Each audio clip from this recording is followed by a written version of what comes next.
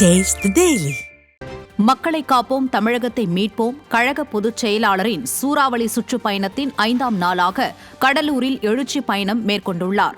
Rettichavadi, Manjakuppam, town hall ஆகிய இடங்களில் கழகத்தினர் மற்றும் பொதுமக்களின் உற்சாக வரவேற்பை ஏற்றுக்கொண்ட கழக பொதுச் செயலாளர் எடப்பாடி கே. பழனிசாமி டவுன்ஹால் பகுதிக்கு வந்தபோது அங்கு திரண்டிருந்த ஆயிரக்கணக்கான மக்கள் பொதுச் செயலாளருக்கு மேளதாளம் முழங்க உற்சாக வரவேற்பு அளித்தனர்.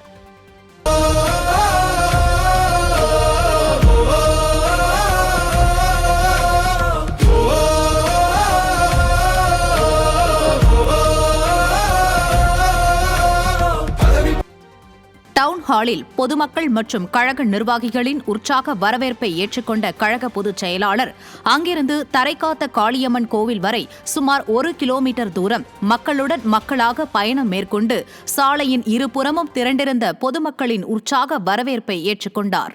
இந்த நிகழ்ச்சியில் முன்னாள் அமைச்சரும் கடலூர் வடக்கு மாவட்ட கழக செயலாளருமான MC சம்பத் மற்றும் கழக நிர்வாகிகள் ஏராளமானோர் கலந்து கொண்டனர்.